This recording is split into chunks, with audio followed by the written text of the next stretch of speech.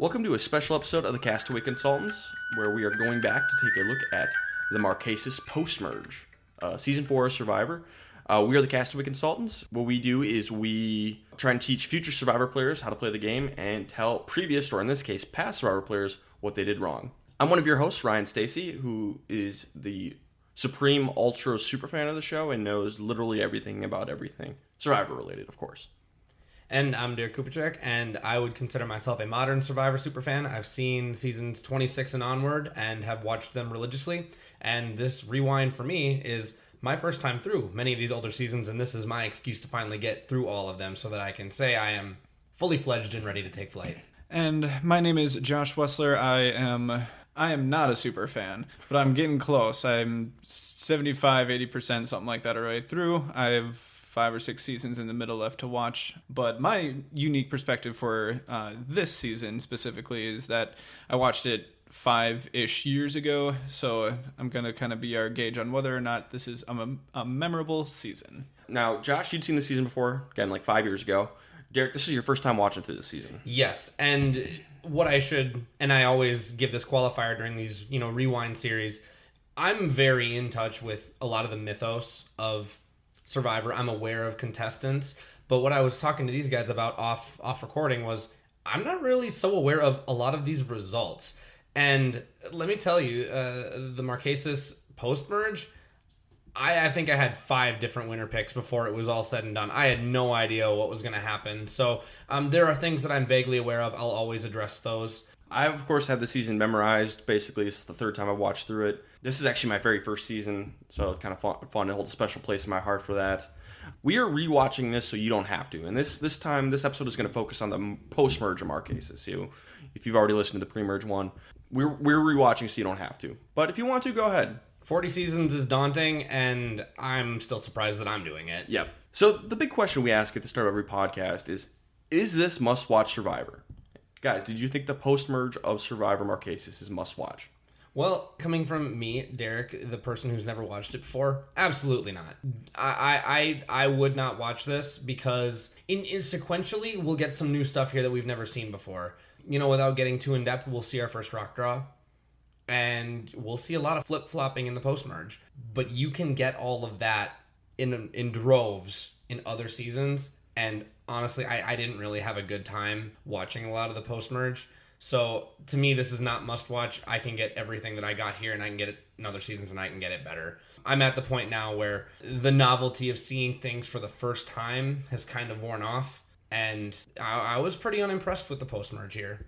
I'm going to disagree with you, Derek. I think this is absolutely must-watch Survivor. In fact, I'll go so far as to say I think the single most important episode of Survivor is in the post-merge of Season 4, which we'll talk about. But I think the one episode, if you can only watch one episode to get some understanding of this game, is in the post-merge of Season 4. Ooh. Hot take, at least at this table. I don't think it's must-watch. Sorry. Most of the points that Derek had, I think, were pretty spot on. There's some good stuff, but overall, if you're just looking at how memorable it is, I forgot that the first rock draw was in this season until you mentioned it to me. Yeah, there's some gameplay stuff that is good to watch, but if you're looking for something like extremely like unique and entertaining, actually I shouldn't say that because it actually is unique. It is a unique second half of a season, but not in entertaining ways, in my opinion. So I don't know. I think you could do without it if you're being strict with what you're watching and being really trying to be time sensitive. I agree with him. If you have to be selective, remembering, we're cutting this series into 76 different parts as of recording this. I just don't think that this is one that you need to go back. But I'm interested. You've got me hooked, Ryan. Okay. Well, you've heard whether or not we think this is worth your time or not. Obviously, those two don't think this is worth your time. So if that's the case, go ahead and listen ahead. If you haven't seen it before, go ahead and listen to this. If you want to listen to me, go watch this first and then come back and listen to it. Either way, listen to this podcast, whether you watch it or not. And obviously, ideally, go back and watch everything. Yes, because, ideally. If you want to be imbued in the community, just watch it all. But we get you're busy, and obviously we're not.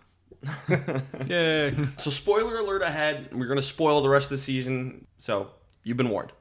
So right before we get into it, let's just refresh the cast real quick. We have Boston Rob Mariano, a construction worker from Massachusetts. John Carroll, a nurse from Omaha, Nebraska. Zoe Zanadakis, a fishing boat captain from Maine. Tammy Lietner, a crime reporter from Arizona. Robert the General DeCanio, a limousine driver from New York City. Sean Rector, a teacher from Los Angeles. Pascal English, a judge from Georgia. Kathy Vavrick O'Brien, a real estate agent from Vermont. Nalia Dennis, a student from Utah. And Vesepia Towery, an office manager from California. So those are our 10 people. Derek, your original winner pick was John. Yep. So he's still in the game at this point. Yeah. Josh's original winner pick was Gabe. Yep. Who's gone, and mine was Hunter. So the two of us have both lost our winner picks. I moved on to Gabe, and Gabe went out.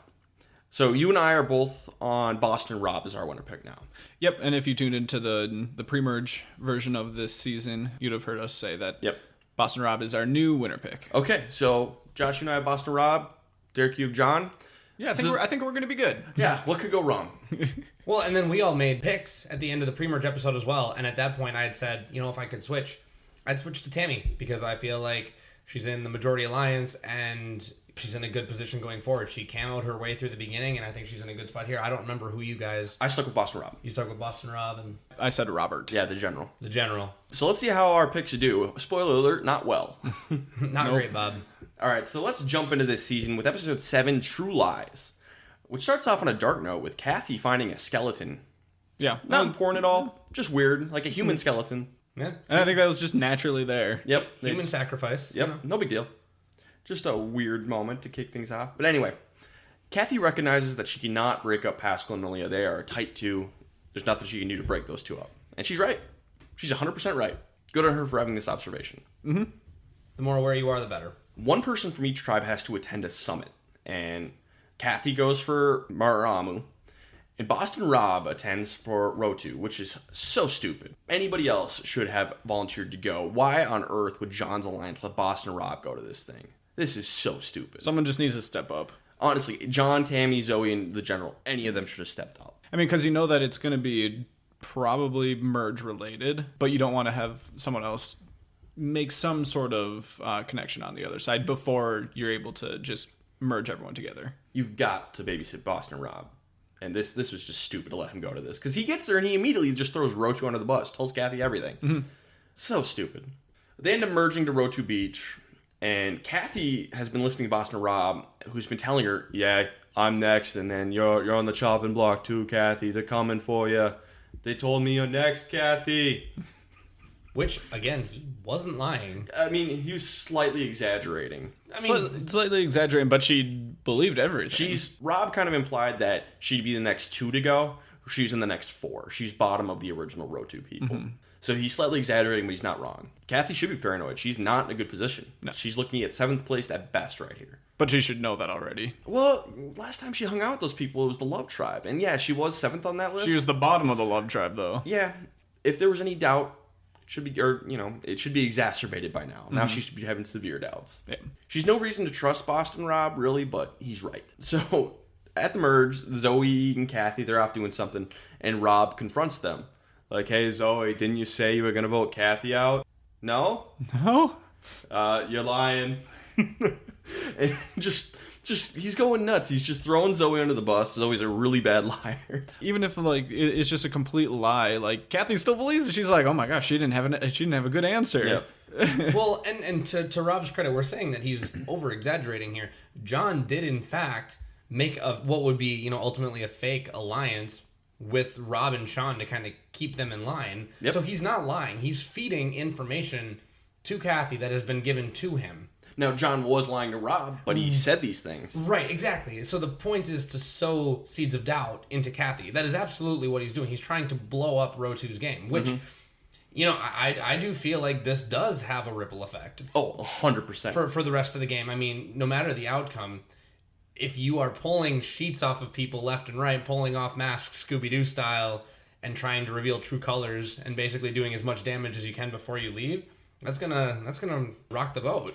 Rob basically sacrifices himself so the other 5 have a chance. It's kind of what happens here. And it was kind of an accident. I don't think he meant for, I don't think he cared who won it. It's either him or who cares.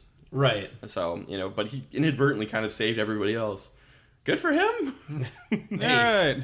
For the greater good. So Kathy, she's on the bottom. and she wins immunity and saves herself. She uses willpower and balance to win. So good for Kathy. And so we have this big confrontation where Rob and Sean confront John mostly, a little bit of Robert, and it just blows up. It's super heated about lying and like, oh, you lied. You know, it's Survivor. Who cares? You know, nowadays, who cares who's lying? But back in the day, lying was still naughty. So you don't want to lie. It's bad. But it's interesting in retrospect here because we're going to hear later on someone say, I just wanted to play an honest game, and golly gee, I played an honest game, so why don't you tell me why X, Y, Z? And it's like, okay, come on now. Are you sure? Pretty much everybody's a little bit on their high horse this season. Yeah. Except Rob. Yeah. I think Rob kind of pretends to be on his high horse a little bit, but he's not. That's the thing. He's doing it with a purpose to try and like stir things up. He doesn't actually care. You know, and I think that might be one of the reasons, this is getting away from maybe what's happening in this episode, but one of the reasons that I didn't enjoy this season so much. In Modern Survivor, people love to own their games. And in fact, now it's irritating when they don't. Yep. So this whole season, when no one is owning up to the manipulation or the backstabbing or the sub-alliances or the fake alliances, it's like, stop it. That is frustrating. You finally have made it to Final Tribal. Like, actually, like, come out and, like, say what your game was. Yeah. But we can, I guess we can talk about that later. Absolutely. Yeah, we'll get into that. Absolutely. But it's heavy. It's heavy on my mind, the whole post-merge here. Just get off your high horse, like you said. So, Tribal Council, everybody's like, yeah, Rob's got to go. He's causing too much problems, which is fair. I don't hate this move for, like, any of the people who voted for Rob. It's 7 votes for Rob, 2 votes for John. That's Rob and Sean. And Kathy votes for Zoe just because she promised Rob she wouldn't vote for him. Ultimately, whatever. Maybe she should have thrown her vote on Sean instead of Zoe. But ultimately, I think this was the right call for everybody but Sean and Bisepias to get rid of Rob here. Because he's causing so many problems. Yeah, and it was more just disappointing for my TV viewing pleasure. Yes, agreed. Rob lost, the viewers lost, but ultimately the tribe is probably doing better. Hey, it's okay. I'll be back. Because we will get Boston Rob again. And you guys want that. Are you guys excited to see Boston Rob come back? Oh, absolutely. 100%. Yeah, same. I mean, it's not even debatable, I don't think.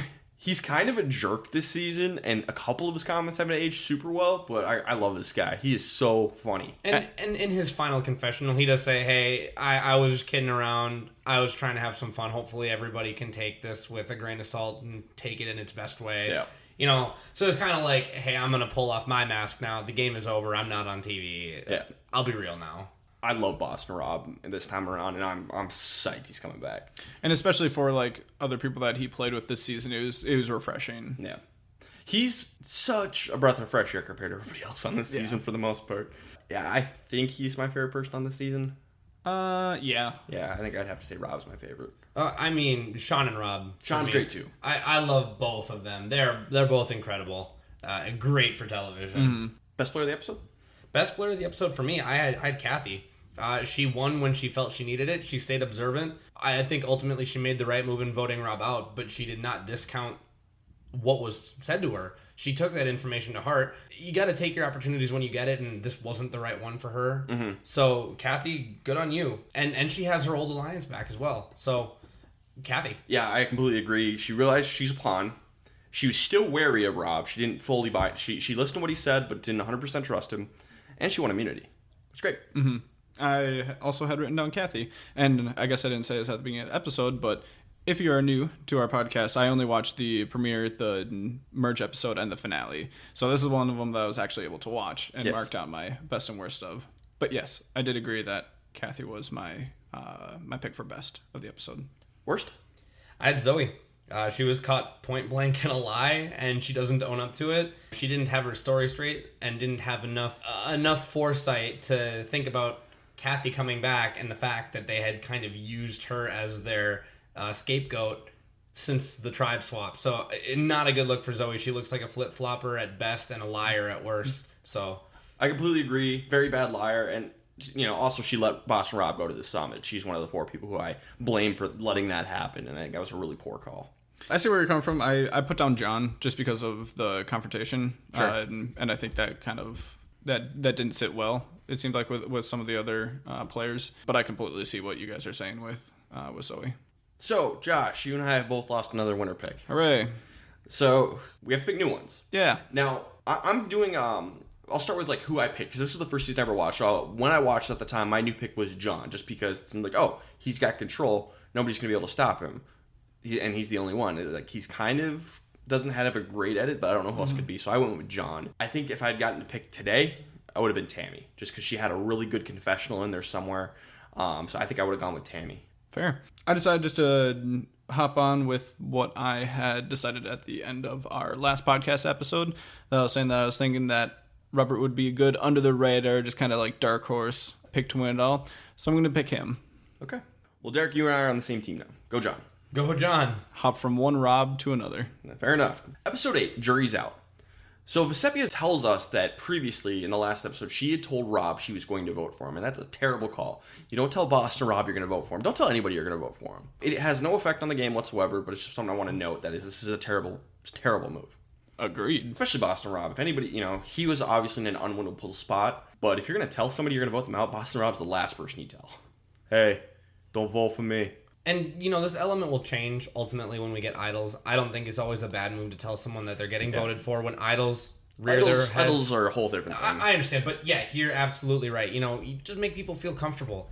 You need to do a better job at conspiring, which this entire cast is just awful at lying. Yep. I mean, I guess if you're a horrible liar, you might as well tell the truth, but... Lie by omission, just don't say anything. Yeah, just walk away. Yeah, terrible. I plead the fifth.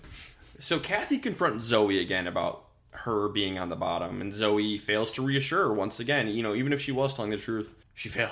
She completely did fail to reassure Kathy, and Kathy's like, I'm going to play it cool for now, but John or Tammy should go next. That's who I want out next. And this is exactly right. This is exactly right for Kathy. She's playing great here. She knows what to do. She's got a target, but she's playing it cool. And the time is right. Mm-hmm. I mean, there's 9 people left. That means if you've got an alliance of 4 and there are 5 people on the outs, this is the time. 5 beats 4, fun fact. What? Sometimes. Who knew? So we get a reward challenge, and we never get a reward challenge like this again where they go kite flying. It's just weird. I remember this. I didn't even watch the episode, and I remember just that happening. Bizarre. It just stands out. And Kathy ends up winning. And it wasn't close. Yeah. No one else got their kite in the air. And ultimately, it doesn't matter. It's just, I wanted to point out, this is such a weird challenge. But Kathy goes to Sean and Vesepia when she gets back, and they're all on the same page. They want to take out John or Tammy, and they got to convince Pascal and Aaliyah to do it. And they try here, and they fail. Pascal and Aaliyah are not in on this plan because they're blind. They either don't want to see it or they just can't see that they're 5th and 6th. Best they can do is 5th place. Well, and I mean, this comes up time and time again.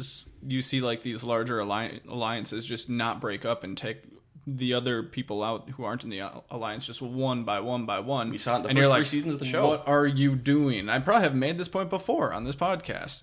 I just don't remember it. But there's always someone at the bottom, but sometimes those other people are such good players that you don't actually know that it's you. Mm-hmm. So it's tough. You have to really be good in order to recognize that. And for all we know, up until this immunity challenge, maybe that was exactly the case. John says in confessionally that he thinks Pascal and Aaliyah are rooting for him to win. What? Yeah. John's going to go down here, and man, what a glorious episode. Now, this is the episode I'm talking about. This is the most important episode of Survivor, and it's also one of the most entertaining. But the seeds are sown for John's downfall, and Kathy and Sean and Vesepia wanting to rise and overthrow him. The seeds have been sown, and then this confessional just makes it for me. I think they're really rooting for my success in the game. John, okay, come on, man. I mean, they're 2 very innocent players, so I get where that might be coming from, but no. You gotta check yourself, dude. Yeah. So we get to the greatest immunity challenge ever, in my opinion. The coconut chop, which it's so good. So how it works is you have to answer questions, trivia questions, kind of about island life. And if you get a question right, you get to chop somebody else's rope. And if you lose 3 ropes, you're out of the game. Your coconuts get dropped, you're out. And basically, it's a way to suss out a pecking order for the world to see. It's very effective. And okay, so first, when was the last time, if you're thinking present day, when was the last time that this challenge was done? I believe it was 29, San Juan del Sur. So I thought it's been a long time. It was completely broken in that season. They actually called the challenge. Our pro's like, all right, who do you guys want to win? He just called the challenge. He's like, you guys are just working together. We're done. Who's going to win this? decide who wins. And I believe it was just a reward challenge. It wasn't for immunity.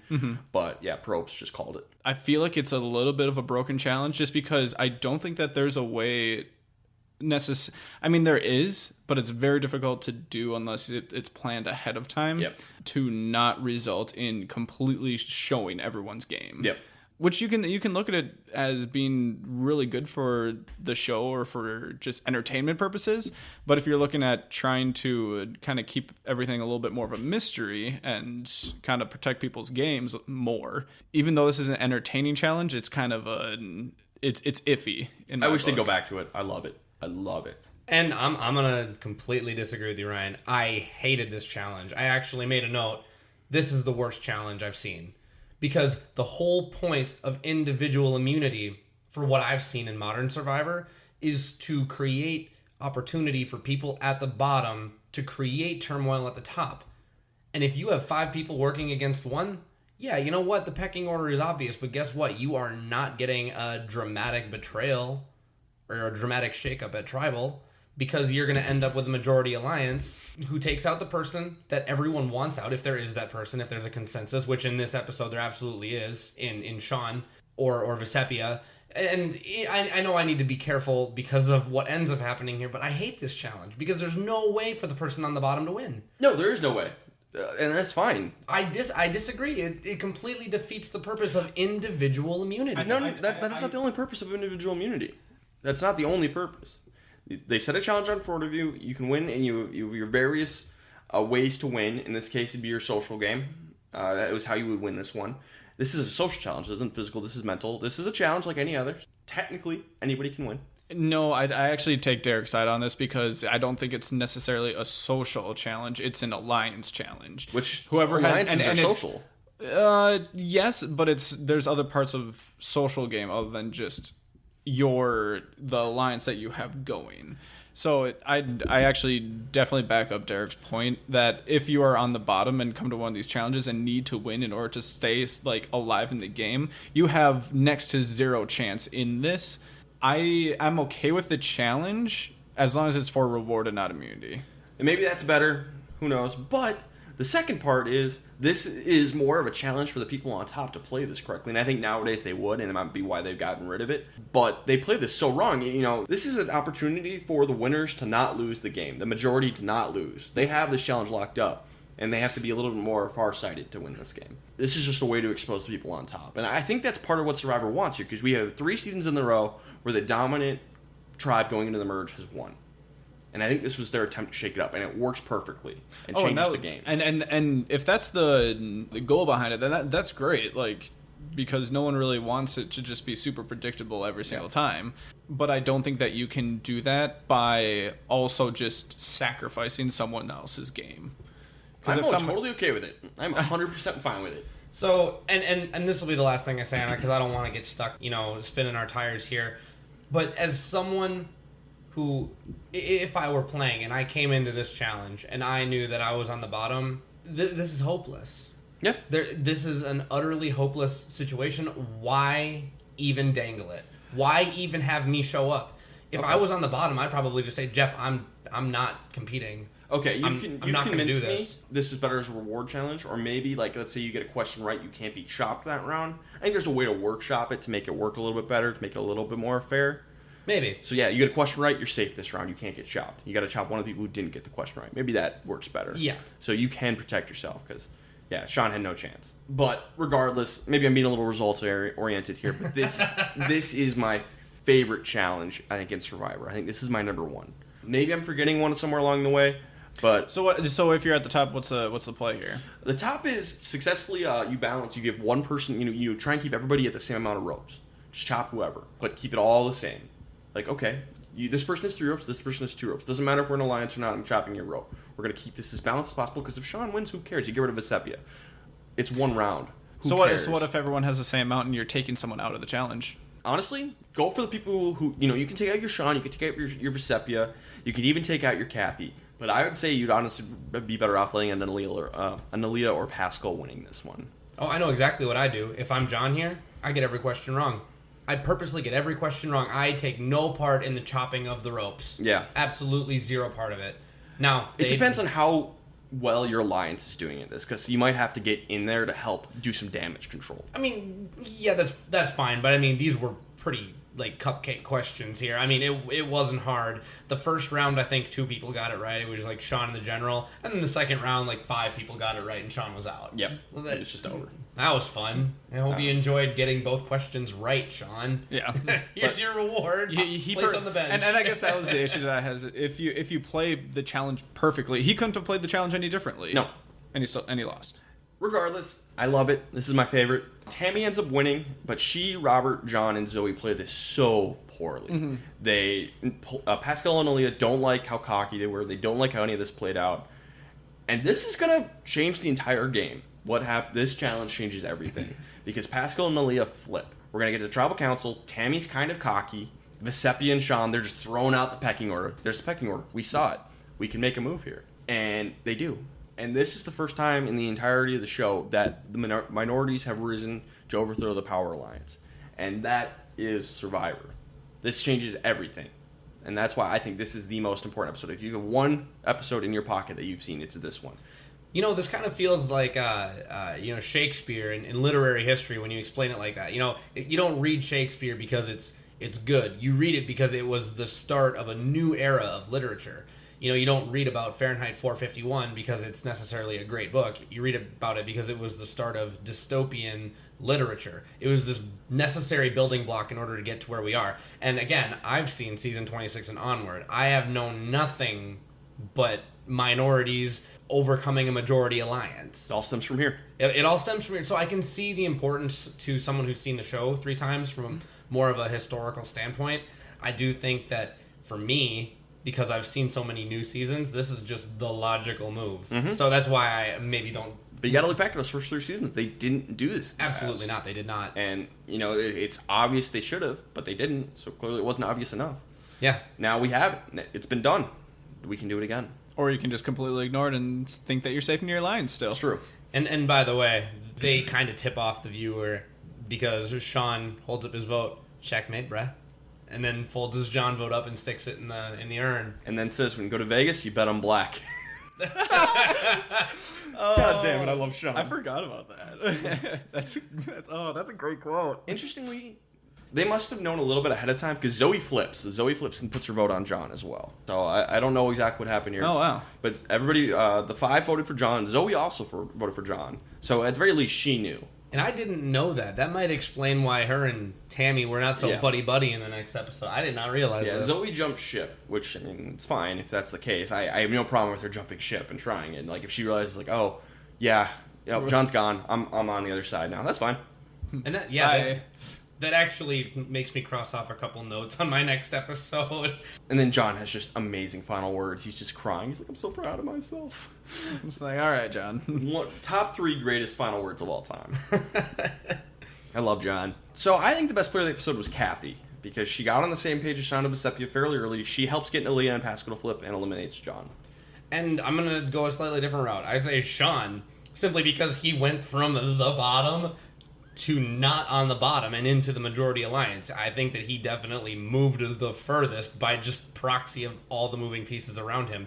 And he was also talking to Nalia and Pascal, and he's obviously the most vocal one left on the island. So what he's saying obviously works, and if he's just using words that help to angrily reinforce the actions that were taken at the Coconut Challenge, I want to give him credit where it's due. I think Sean is the shining star here. The one thing I will say for Kathy, part of the reason I pick her over Sean is because that conversation she has with Zoe, where she just, Rob's not there, she susses it out kind of on her own, and and I'm like, I'm just gonna play it cool, and so that, you know, that's a huge departure for what Kathy has done in the past. Absolutely. So, Josh, who was the first person out of the immunity challenge? Sean. Sean's the best of the episode. Okay. Because I'm thinking that they would have voted for him to send him home. He got 3 votes. So because the vote flipped like this, he benefited the most from it. So Okay. I would say that he's the best of the episode, along with the things that Derek said. But again, I didn't actually watch the episode, so I kind of have to just borrow Derek's notes. Worst player, I think, is Tammy for being so cocky at the immunity challenge and at Tribal Council and being part of the reason they lost the majority there. And I'm going to go, this is a nuance. I think that there's an argument for the General, Tammy, or even Zoe. I'm going to go with Zoe because I don't like the fact that she switched her vote, because now literally everybody is pissed off at her. Now, I get that you need to jump ship, but...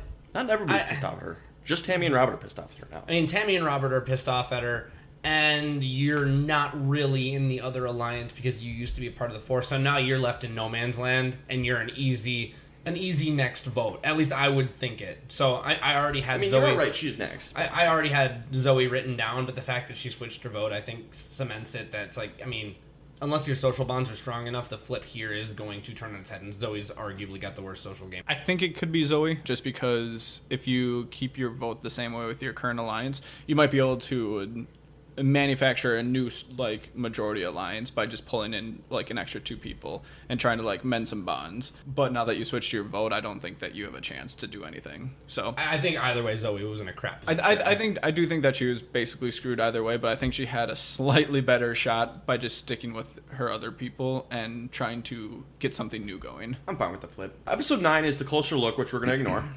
Aww. Oh, wait, before we go any further, I almost forgot. Derek, you lose your original winner pick. My adopted winner pick. My fifth one? My fourth one at this point. So who's your new pick at this point? John goes out here. Who do you pick next? Yeah, so when I was making notes, and this is just me being honest, I had already adopted Tammy as my like merge pick to win. So I didn't even think about it. I made a note. Like I jotted it down. It was Tammy. And then I texted you about it because I was off watching it elsewhere, and I'm like, damn it, why did I write Tammy? That's stupid. She's in the new Minority Alliance. This is ridiculous. So it's Tammy, but I want to throw up an asterisk here after like 2 minutes of actual critical thinking. I would have picked Pascal here, but Tammy is my new winner pick if I'm playing honestly. Pascal is my new winner pick here. From back in the day. I'm fine giving Derek Pascal. We'll talk to him again when Tammy goes home. And then If Tammy goes home. It won't be long. But yeah, I remember I switched to Pascal here once John was on. I'm like, well, I guess Pascal's my new pick. I'm not doing very well at this. No. I'm not very good at this Survivor thing. And I think that was still a solid pick to this day. Like, I think that's like, I would have made the same pick, I think. There's nothing that can help. If you're trying to make guesses in Marquesas and you've not seen anything, good luck. Have a good time. So, episode 10 is 2 peas in a pod. And Kathy, Pascal, Malia, Vesepi, and Sean, they're in the majority now. And they are on their high horse about it. Oh, God, this is pretty rough to watch. I was like, shut up. Okay, congrats. You feel so. You're in charge now. Great. Be good winners. Be good winners. Yeah. Ugh, this is gross. I don't really know what camp life was like before that. So like, if the other like the previous majority was basically acting the same way, I can understand it. But no one likes a sore loser. No one really likes a sore winner. And the only thing that I'll say to their defense, because I agree with you, Ryan, everyone likes a gracious winner. You should be a gracious winner. But if the 5 who came in to overturn the minority or the old majority alliance are all, there's this sense like this weight lifted off their shoulders and they want to celebrate at the waterfall together, kind of like what we were shown, I think I'm okay with it. Were they a little bit, like you say, on their high horse? Yeah, they were. But you know what? If it helps them bond a little bit to solidify, like, hey, we feel good here. We feel good for the next 3 votes. I don't think that's necessarily a bad thing. But like you said, it was annoying. You can at least try to hide it. Zoe tries to get in with the majority. She's completely discarding Tammy and Robert. And it's just like, oh, I'm with you guys. I was with you guys the whole time. See, I voted with you. It's fine. This is the hello, fellow kids. Yes, this is the Steve Buscemi. The Steve Buscemi meme. Hello, fellow Majority Alliance. Yeah, exactly. Backwards hat. And basically, he's like, yeah, Tammy, I never liked you. I was never aligned with you, Tammy. What are you talking about? And I like that she goes on confessional and she's like, I really don't mean any of this, but we're playing a game and I'm gonna throw you under the bus completely. I'm like, that's fine. This is a really horrible look in game, but the confessional, like, I respect it. I respect you taking no half measures here. This is great. Yep. So Sean and Pascal win reward. They get to bring food back, which I think is the right call. Always bring food back if you can. That'll win you some points. Also, it was a very quick side note. Well on reward. Sean shouts, Marquesa forever! And then basically holds his arms in an X across his chest. I'm like, did Black Panther actually steal this? Oh my God, Sean Rector should have played Black Panther. Like, what a world. Marvel stole it, and Sean is still hilarious because he's just having a great time at this reward too. So I just wanted to take another moment out of this podcast to say, Sean's is my favorite part of the post-merge of Marquesas. Sean's great. Everything he says is pure gold. So Robert, speaking of sore losers, he's kind of being a sore loser. He's very grumpy and just not having anybody's BS. Not a great look. You want to... I mean, there's some wisdom here. I don't think he was doing it intentionally, but if you make yourself unlikable, more desirable to bring to the end, I don't think he was doing that on purpose. I think he was just pissed off. Mm-hmm. But Tammy ends up winning immunity. She was next to go. She's next on this list. But she wins the stilt walking immunity challenge because she's the only one who can take more than a step. And she's the only one who practiced for an extended period of time that we saw. And she wins and saves herself. Good for her. I'll never understand why people don't practice more when they're given the opportunity. Yeah, what else do you have to do? Yeah, you're on the beach. Take a break, I guess, to go get firewood or something. I don't know. Collect food, do something like that. But then otherwise, almost all your other time should be spent practicing for this challenge that you have coming up. You usually don't really know what it's going to be. If you know what it is, just do it. Yeah, I would be doing it the whole time. So they go to tribal council, and it ends up being 7 votes for Zoe, 1 vote for Robert. I think, though, this move was fine to get rid of Zoe here. She's more dangerous, I guess, socially, because she's actually trying to get in with the other alliance, and Robert is not a threat at all right now. And Zoe's been better at the challenges up to this point than Robert. So I think getting rid of Zoe is probably the better move. Yeah, between the two, there is no wrong move. I guess Zoe's shell jewelry that she was trying to make for her new majority alliance obviously didn't work. Yeah. Oh, well. But yeah, there was no wrong move between Robert or Zoe. Yeah, no big deal. Yeah, best player? I have Sean again. Wins reward, gets to bond with Pascal, and has cemented himself in the majority alliance. Because, the first vote after a big flip, things can change again quickly. And everything kind of settles in this episode, it feels like. So I give it to Sean. I give it to Pascal for exactly the same reasons, with one exception. Tammy and Robert come to talk to him and Nalia and try and BS it, and then Pascal basically is like, yeah, nope. Yeah, that was a part I had a note that Rob and Tammy were coming across a little too strong, and that was maybe where you're saying Rob was just grumpy, very grumpy, and Tammy was like, "Come on, man, this is a bad look for us. We gotta try here." Hey, bud, pal, and smile. Pascal just sees right through it. He's like, yeah, okay, whatever. He's a judge. He's seen pleading before. Y'all are guilty. Pascal. Yeah. Ryan made a better case. That's fine. Take Josh that, was the Derek. judge now. I think I'm honestly still just in awe that Sean is still here. That's fair. So that might have been spillover from the previous episode. How? Why? How? True. This is amazing. I love it. So anyway. Worst player? It's general. Yeah, it's the general. And I mean, seemed like it. There wasn't a very good way for him to play other than, win immunity. And be nice. He's just grumpy and prideful. He's like, yeah, if they vote me out, I'm not going to beg. It's like, okay, maybe you should beg. I'm not going to beg for $1 million. I'll beg. Yeah, I'll beg for $1 million. Please, oh please. Anybody but me, and then I'll give him a name. Yep. Oh, God. No, yeah, definitely the general here. Episode 11, The Princess. Pascal wins reward, which is really impressive because this was a physical challenge. Yeah. And Pascal, out of nowhere, just beast modes his way through it. Gets a reward of a cruise ship, night on a cruise ship and a meal, and he gets to take someone with and picks Nalia, obviously. In hindsight, anybody else would have been a better call. Well, it was Giuseppe's birthday. It was Giuseppe's birthday. Because, and I think nobody's surprised he brings Nalia. No kidding. He brings Nalia. But it's what Nalia does. Nalia is going to come back and just paint herself in a terrible light. And because of that, I think anybody else would be better. Well, and you shouldn't really bring the main person that you're in an alliance with. If it's just you and one other person, probably don't pick that other person, unless it's this much in the open. I guess I don't really have that much of an issue with it. They're not really playing a super serious game, it seems like, up to this point, so it doesn't surprise me. If it was more along the lines of modern Survivor, you'd probably want to pick someone else just to try to make another connection, maybe. Sure. Or Dominic and Wendell. You don't want Dominic and Wendell shouldn't pick each other for rewards, stuff like that. Yeah. Or pick your biggest adversary just so you don't leave them on the beach. Yeah, something like that. Take somebody who you don't trust with you. I think at first it's fine, but just Nalia's behavior after she gets back, I think, is a bad look for Pascal, too. Mm-hmm. Because they can't bring any food back, but Nalia smuggles some mints in her mouth and offers them up to people, and then spends the whole time talking about how great the reward was.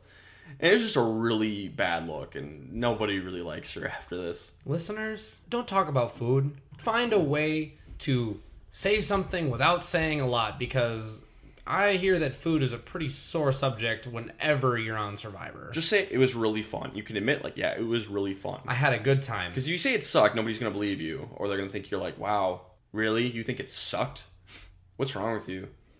So just say, it was really fun. Yeah, we had a good time. We got some good food, had some fun. Call it good. And then somebody asks you, like, hey, tell us what you got. Be like, I'm sure there's some people here who don't want to hear about it. It was really good. And then just let it go. And then don't offer people half-chewed mints. No. Right. That's probably the worst part. I'm shocked that ever needed to be said. But here we are saying. We have our immunity challenge, which is fire making. And the general comes in and wins it. Good for Robert. Yeah. My winner pick. And so Tammy's the obvious target. She was going next, even if Robert hadn't won. As long as she didn't win, she's next. Honestly, here's what I think.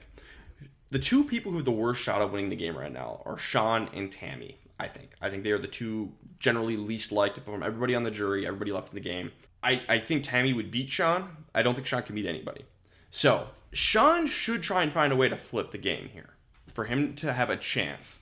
He should find a way, maybe get Vesepi on board to join Robert and Tammy and take somebody else out, because I think if he loses Tammy, he's super done. Yeah, we've already had one shakedown this season, Ryan. We're not going to have another one. We're not going to have another one, but they should have been. This was getting rid of Tammy is everybody's best move, except obviously Robert and Sean. I think this is bad for Sean, but I think everybody else is like, yeah, we're going to get rid of Tammy, and I don't know how well Sean. Sean doesn't even seem to notice like this is a move he could make or attempt to make. But even if he had, I don't think he could have pulled it off. Like, and they talk about it a little bit that Vesepi and Sean could go with and at least force a tie. But then the votes, we end up seeing Tammy and Vesepi anyway. Yep. So I couldn't believe that we had this storyline kind of dangled in front of us, like, oh, we're going to throw some votes on Nalia because she was acting. The episode was called Princess. Yep.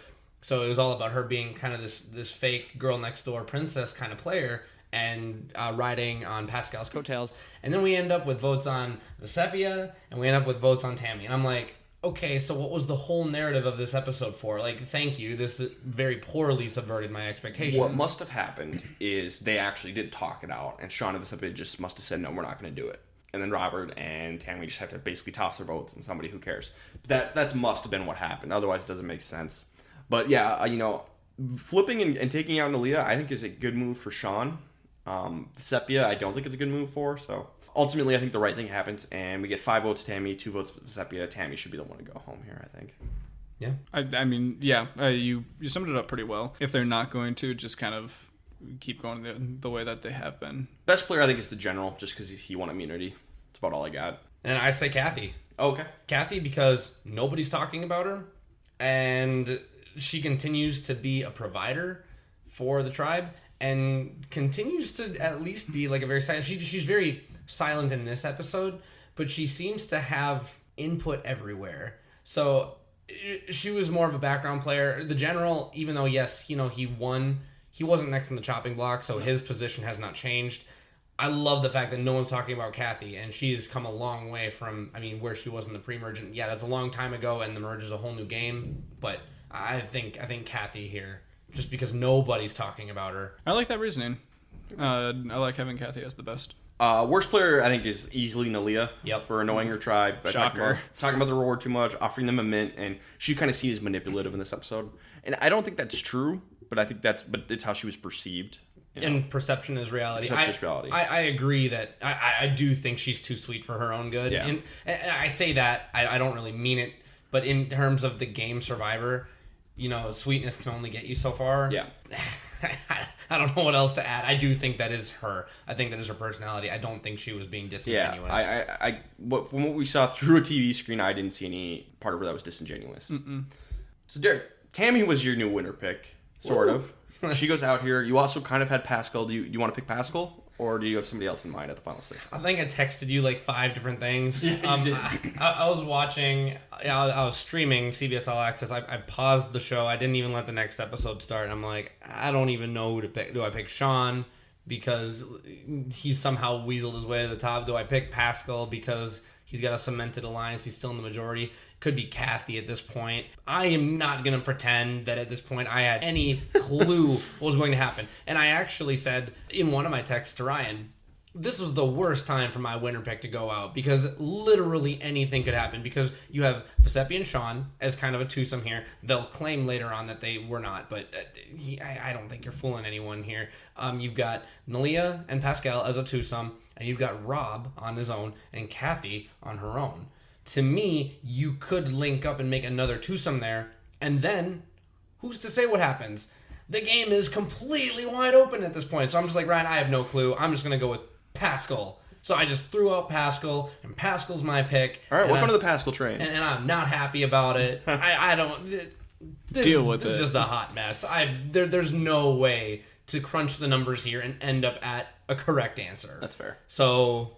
The correct answer is the general. Oh, yes. Is it though? For now. I don't think so. Episode 12, Marquesan Vacation, disagrees with you. No. So we start off with a loved one's visit, the first full one we've ever had. First one. It was great. And they actually play the challenge, not our castaways. And it's a strategy challenge. I mean, it's a crapshoot, but Kathy's son wins. If you're one of the loved ones, what do you do? Just try not to piss anybody off. I was so upset for Sepia because her husband was going to win, Yep. and then Sean's buddy just throws his hat, and whoever it landed nearest, he, eliminated automatically. I'm like, oh, that sucks. He had, Sepia's husband had just green pasture in front of him, and then the guy throws his hat, and Jeff Probst is like, oh, that's a pretty fair way to do it. No, it wasn't. I mean, with what he couldn't have known that was his buddy's closest ally. There's no They way were to know. allowed to use nonverbal communication, just be like, her kid, I guess. her husband. I don't think Sean didn't do anything. Sean just kind of sat there. He just was like, I don't have an answer for you, which I think is the right move for him. Sean, yeah. Yeah, because if you start pointing fingers now, I mean, how does that spiral? Just don't do anything. I think it worked out the best way it could have worked out. Yeah, I just say it sucks because he was going to win the Yeah. game. He was going to win, and I felt for him. And Kathy's son wins, and he's no interest in being there. 2 minutes after he arrives on the beach, he's like, "This sucks." He's completely useless. Yeah. She's trying to get his input on strategy, and he's no I help. have no idea what's going on. She even tries to set some lines up for him too. She's like, "All right, I really respect the way you play games, and I know you're really good at games. So here's my dilemma." And she lays all the pieces out, and he just goes, "I don't know." No, he's like, "I don't like the side of you, Mom." What, the strategic side? Okay, she's trying to win $1 million here. Be a little bit more helpful, Patrick. I don't like this side of you, Mom. Well, too bad, kid. It was, Do you want to go to college or not? this was rough. Yes. This was rough. So Kathy, she's considering getting Robert, Sean, and Vesepia together to break up Pascal and Aaliyah, which is a really good move. Because Sean and Vesepia, they want to get rid of Aaliyah, which is a bad move for Sean, because I think the two people on the bottom now are least likely to win, Sean and Aaliyah. Sean, you need to bring Aaliyah to the end with you, because you can't beat anybody, but Aaliyah's your best shot. So that makes this interesting. But honestly, what should happen here, I think, is Sean and Vesepia, they're totally within their rights. They want to break up Aaliyah and Pascal. They should take out Pascal, because he's way more dangerous than Aaliyah in terms of likeliness to win. And they even say that. They're not hiding it. Yep. They're like, yeah, Pascal's dangerous. Let's vote out Aaliyah. Okay. Stupid. And it's because they're annoyed with Aaliyah. And that's fine, but that's a good reason to bring her to the end. And Kathy should get on board with those two and Robert and knock out Pascal. I think that is 100% the right move. Mm-hmm. That obviously does not happen. Yeah, it doesn't happen. But that's where we're at right now. It is kind of frustrating. Because Kathy's like, I can't go to the final three with either pair because they'll vote me out. You're right. You can't go to the final three with either pair. You know this. Do something about it, Kathy. Yes. And I texted you about this. The knowledge is there. The action is not. Yes. So Vesepia wins the slingshot immunity challenge. And, this is so bad. So Robert is refusing to scramble. He's like, I'm not going to scramble. I got too much pride for that. Dude! I can't change your minds anyway. You can! This is the first season where you might have a chance. It's clearly already happened. People's minds can be changed. And Kathy is like, yeah, he's should go. It's right that he goes. No! There's way too much in this season. I mean, it was mentioned already. There's way too much do-goodery. Yeah. Way too much, he deserves to be here. Oh, he's such a great guy. Oh, I couldn't do it to them. Blah, blah, blah, blah, blah. Can I say this is the worst part about old Survivor? I'll agree with that. I'll agree with that. It ends up being 5 votes for Robert, 1 vote for Sean. And I think getting rid of Robert is a fine move for Aaliyah and Pascal. And it's good enough for Sean and Vesepia. That takes him off the board. One less person they have to worry about. It's fine for them. This is so bad for Kathy. You could have just made 3 twosomes and called it good. Find one other one to pair with and take out one, and then you're in the final 4. And I did again.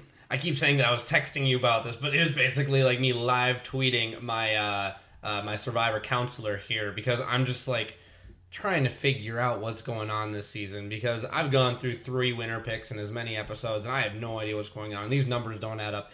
I ended up being okay with the Rob vote out for Kathy after some reflection because I really had to simmer down after this episode because, again, for the second straight episode, we built up a narrative that something might happen, and exactly 0 things happened. Well, at least they say this time, I'm not going to do it. I get it. I get it. I'm just saying, like, the narratives were there, and then, again, my expectations were completely negatively subverted. So I'm just like, ugh. But I texted you, and I ended up saying I was okay with Kathy doing this because now she's left with a pair with her in the middle. Mm-hmm. And if you can play those 2 against each other, you are in the power position, which guarantees you 3 more days. You're in the power position in the final 5. In the final 5. And at this point in the game, and this is true in modern Survivor too, I would say, it's you're back to beginning of the game survival aspect. It's all about 3 more days. Yeah, if you can try and manage who you go to the end with, you do that. And she could have. And it's possible that she could have. It's absolutely possible. But I can see her perspective where it's like, you know what? This almost assures me 3 more days. There will be no shenanigans at this point. I know shenanigans is a strong word, but I like her putting herself in the power position for 3 more days. I hate it. I hate it because this is a great move to get yourself into the final 4, and then what? Kathy's going to lose this game because she doesn't make a move here. I think this is why Kathy loses, because she doesn't seize the opportunity to grab a person, a Robert, and make a move. And I disagree. We can talk about more during Kathy's ultimate demise here, but I wanna talk about Kathy's journey when it ultimately comes to an end. So we can table this for now, but I want to come back. I want to say one more thing because here's it is. This is what Kathy should have done. All right, let's say we take out Nalia here, right? All right, next round we got a 3. We got a Robert, we got a Kathy, and a Pascal. You take out Sean, and then boom, Kathy and Robert have the game. They can kind of do what they want. I mean, maybe Pascal and Vesepi will team up. Maybe they won't. Not as likely as some other things. There's just, or maybe you could flip it and turn on Robert. You could do so many things. You have so many options if you make this move at the 6. I see the reasoning, but the likelihood of that happening in season 4 is next to none. Just because you're talking about flipping alliances like 3 times within the last 3 votes, and I don't think that's something that they would actually end up doing. I don't fully agree, but at the same time, you'll see that I do agree in some regard. So we'll just wait till Kathy's demise, and I'll talk about this. Well, to continue this train of thought, worst player of the episode for me is Kathy, easily, because she gets rid of Robert when she knew it was a bad move. And then, hot take, because what it takes to survive on this season is making it 3 more days. I said the best player of the episode was ultimately Kathy because she has put herself in the power position for the next 3 days. Wait, you made her the best? She is the best. Are you kidding me? Player of the episode. Nobody plays good in this episode. Nobody. Vesepi does. She wins immunity. And she gets rid of Robert, which is a fine move for her. Which is fine. Kathy is in the power position socially for this next episode. For 1 episode. 3 more days. But if you look... 3 more days. You can make it 3 more days and lose, or you can take the gamble and have a chance to win. You'll see later on why this does not matter. This, in my opinion, does not matter. This changes the whole game. It does not change the whole If she saves Robert, it changes everything. It's the same thing. Because she has an ally now. Whereas Pascal and Nalia, Sean and Vesepi, they're most loyal to each other. But Kathy saves Robert here, he's going to be loyal to her. It's the same thing. No. Loyalty from the general... all he's done this whole game is be loyal. And throw a pissy fit when things don't go his way. And that's fine, but now it'll go his way. He has nothing else. And if Kathy saves him, he'll be loyal. So I know we're getting kind of stuck on Kathy's game here. Kathy is the best player of this episode. That's Vesepi. And who's your worst then? My worst... Vesepi. I had Pascal. For sitting back, he's become complacent and is really inactive in his role in the game at this point. I don't think that he's in any danger at this point. I don't know why. I just don't like inaction, especially when the game is so up in the air. I think everything is up in the air. And what's really hilarious is that inaction is going to be his downfall, ultimately. Mm-hmm. So you know what else action is going to be? Kathy's downfall. No, it won't be. I will fight tooth and nail about this. So all right, let's move on. So if you I want to table Kathy's story. If you couldn't tell, I'm on Ryan's side on this. You play to win the game. Yep. I get the whole 3 more days just to get you to the end, but if you think that you're gonna get to the final final 3 with another twosome, your only chance then is to win immunity. And if you don't win immunity, then you're screwed. Put yourself in a better position to where you don't have to rely on immunity, and maybe your other person in your alliance can win immunity to also take you to the end. 3 more days is only a good strategy in the pre-merge. This math does not check out. Do you want to win or not? This math does not check out. When Kathy goes home, I will go back and I will explain to you why none of what you're saying matters right now. For the record, I'm going to ask you, how does it feel to be wrong? That's fine.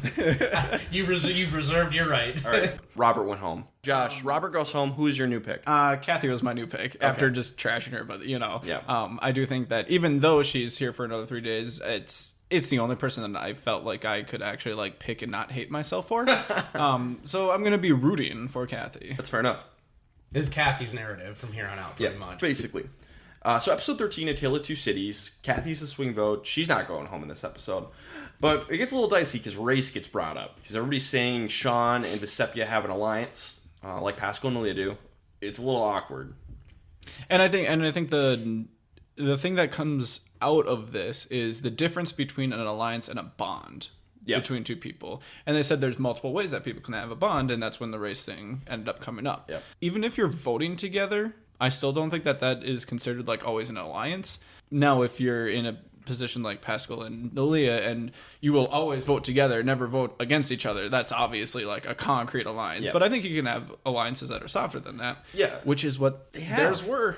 And a bond can be just as dangerous as an alliance. Mm-hmm. It can be. So, because maybe that's probably a guaranteed vote at the end in the jury. So maybe Sean and Vesepia aren't, they're not as tight as Pascal and Aaliyah. And they're not. I don't think so. I think they're both very fluid characters in the game. Yeah. That would split either way if they had to. But they don't. And we've seen Vesepia do this in the past. We have. I'm still super wary of them. If I'm Kathy, I don't want to go to the final 3 with them either. And I absolutely agree. And obviously you have race brought into it. That complicates everything to a certain extent. Especially they are absolutely valid in thinking that race plays some sort of, even if it's implicit or a subconscious role in how others around them play the game, and it absolutely is another obstacle for them to try and overcome. I try and think about it like, yes, I am the straight white male. If I was put on Survivor with, we'll say, 16 people, 14 black people, I would be ridiculous if I thought that wasn't some kind of mountain for me to climb on some level. I wish that humanity wasn't that way, but it absolutely is. I understand where they're feeling like, okay, we're getting lumped together here for no reason. But everything you guys said as well, if you're in this final 5, if you take race, which it's not completely fair to do this, but if you take race and you put it aside, you've got 2 people who have voted together since pretty much day one. You've got 2 people who have voted together 95% of the time and have a stronger bond. And then in the middle, you have Kathy. Yeah. And ultimately, what Kathy perceives here is going to, for sure, drive at least Sean and Vesepia to go back to each other for this vote, at the very least, because they know they have no choice. So even if there is no alliance, there is a voting bond by necessity created by the situation. Yep. So it's really dicey. It's difficult, and it sucks. But that's Survivor sometimes. Yep. It's not always going to be fun and easy. Yeah. That's what happens when we get so many different people on one island. Yeah. Shocker, they cast it that way. Yeah. The greatest social experiment on television. So for the reward challenge, we have a past challenges competition, which Sean wins by a mile. Oh, landslide. And he wins a car. Woo! We established Pascal's absolutely a physical wreck and can't do anything in challenges anymore. And then we get to the Storytime Immunity Challenge, which Kathy wins. And she's the only person who didn't need it because she wasn't going anywhere. Yep. Right. But that gives her all the options. Yep. So she, she offers up her immunity necklace as a bargaining chip at Tribal Council. Sean and Vesepia are asking her, give it to Sean, we'll take you to the final 3. Okay, great, but no one ever says final 2. What does that do for Kathy? Sean should say, Kathy, give it to me, I'll take you to the final 2. And he can lie. That's fine. You can lie about that. I do think he says, give it to me and we'll go all the way. Yeah, but what does that mean? Right. But I think that's better than saying final 2, because I think at that point, like, if you're Kathy, I feel like I would consider that just a lie. Just a straight up lie. It's better than saying final 3.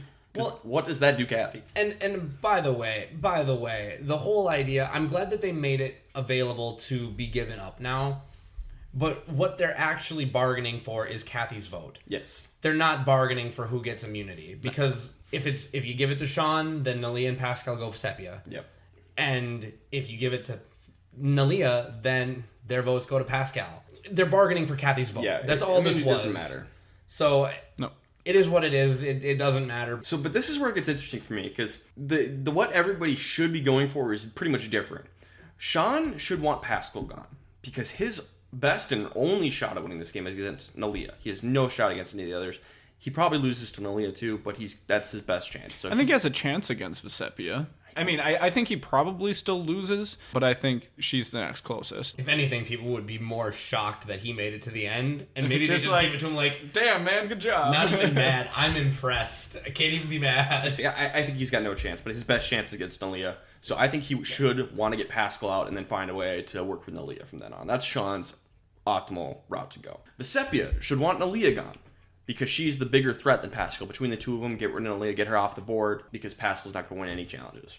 All right, so that Vesepia so you think Nalia is a bigger threat than Pascal? In immunity challenges. Oh, okay. Pascal and Kathy should both want Sean gone because he's the biggest physical threat. And then Nalia should want Vesepia gone because the only person she can beat is Sean. So Nalia and Sean should be the ones working together. So it's interesting that there's 4 different targets here. There should be. And each one of them have a valid reason for going. And ultimately, the person, Pascal and Kathy should want Sean gone. He's the one who goes. 3 votes for Sean, 2 votes for Nalia. Yeah, makes sense to me. I disagree. Yeah? Who has the highest chance of winning this game right now? Kathy. Yeah, Kathy. Other than Kathy. Pascal. That's the vote. I think that Kathy's best interest is to take out the biggest threat. I don't care about immunities right now. Take out the biggest threat when it comes down to final tribal. And I also think that that's Pascal. I think that her best option is to pair with Sean and Vesepia and take out Pascal. And then, who knows, maybe you can maneuver something around there with Nalia after that. And I agree with almost everything that you said, Ryan, about who should want who gone. I think the only person I would add any color to is Kathy. Because I think there are 2 acceptable answers. Sean and Pascal. Okay. Because whoever goes home, she needs to link up with the one who lingered. Exactly right. So, Sean is a wild card. You never know what he's going to do. I mean, I believe that he would have gone with Kathy if Vesepia goes home here. Yep.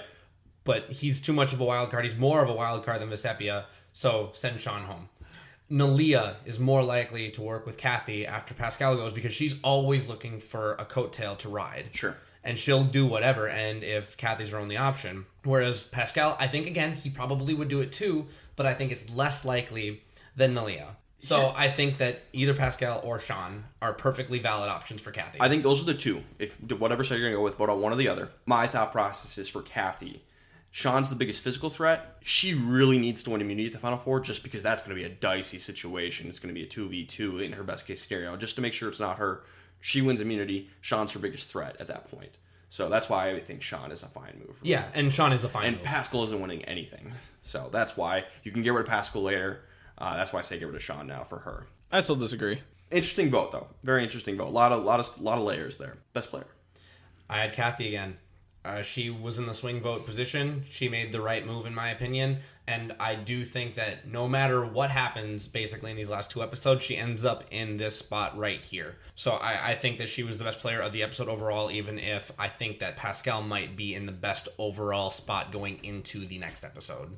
Yeah, I'm going to agree that Kathy's the best. She wins immunity. She tries to use it to make a deal. She gets rid of her biggest physical threat, Sean. It breaks up him and Vesepia. I think that was all good. I'm fine with her. Worst player? I didn't write one down. I think that everyone made the moves that they could have and did what they could have. You could make an argument for Vesepia not targeting Pascal, but I know that you had mentioned that Nalia is a bigger threat in challenges. So I did not have one. I thought everyone played as well as they could have. I have Nalia. She straight up admits she won't vote for Pascal. Don't admit that. And you know what? I did make a note, if anyone, Pascal, because he admitted that he would never vote for Nalia, and don't show your hand. That's bad for both of them. But I made a sub-note on that where I basically nullified my reasoning, saying this is turning into the type of season where playing with integrity is apparently looked at with, praise. Yeah. So... And I guess maybe reading the room, that's a good thing. Reading who's on the jury, whatever. Also, was this the episode where they had the completely senseless discussion around the fire where they just shouted at each other? Yeah. Oh, don't do that. Not great. Don't have those kind of discussions. Yeah. Open forums are not a good call on Survivor. And then the other reason why I have Nalia as the worst player is she gets rid of Sean here, and that is the only person she can beat. Nalia is now going to lose this game. She's no chance. Oh, that's fair. I'll side with Nalia. And I can sign off on that. If there had to be a worse one, I can go with Nalia.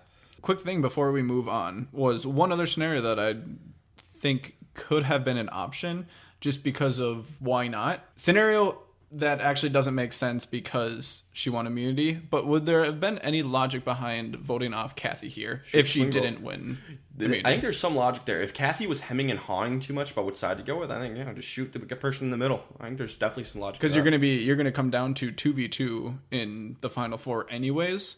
Why not just do it with two strong alliances? Make a gentleman's agreement of some kind. Like, we'll just deal with whatever the tie is. Maybe they probably assume it's trivia questions. It's so funny. You guys are working your way into what I want to discuss when we get to Kathy's downfall. So let's go. Let's go to the next one. All right, Let's go. let's go to the finale, the sole survivor. So Pascal tries to get Vesepia to compare notes for the upcoming Fallen Comrades challenge. They're gonna, and I know I said in the last episode, the Africa podcast that was the last time they did the Fallen Comrades challenge because of all the controversy with it.